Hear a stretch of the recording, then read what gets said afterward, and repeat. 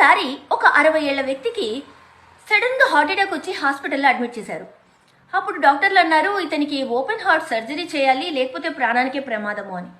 అప్పుడు అందరూ ఆశ్చర్యపోయారు. అదేంటి, ఇతనికి ఎటువంటి బ్యాడ్ హ్యాబిట్స్ లేవే, ఇతనికి ఎందుకు వచ్చింది, ఇతను వర్క్ చేసేది కూడా హిల్ స్టేషన్లో, చాలా దూరంగా, కాలుష్యం ఉండదు ఏముండదు అని.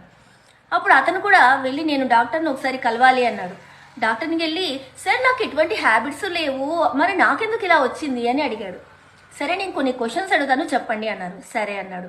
అప్పుడు నువ్వు చిన్నప్పటి నుంచి తల్లిదండ్రులతో నీకేది కావాలంటే అది స్వేచ్ఛగా మనసు విప్పి అన్నీ అడుగుతుంటివే అన్నాడు. ఆహా లేదు సార్, నేను ఏమడగలేదు ఇంతవరకు మా తల్లిదండ్రుల్ని అన్నాడు. సరే నువ్వు ఫ్రెండ్స్తో బాగా కలిసి హ్యాపీగా వాళ్ళతో గడుపుతూ ఉండేవాడివే అన్నాడు. లేదు సార్, నేను చాలా రిజర్వ్డ్గా ఉంటాను అన్నాడు.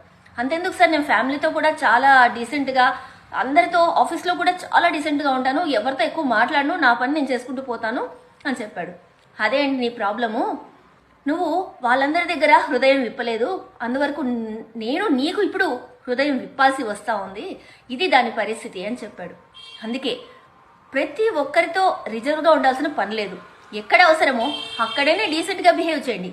మిగతా చోట మీ ఫ్రెండ్స్ దగ్గర ఫ్యామిలీతో సరదాగా మనసు విప్పి వాళ్ళతో కాలక్షేపం చేయండి, హ్యాపీగా ఉండండి. అప్పుడు మనం ఆరోగ్యంగా ఉంటాం.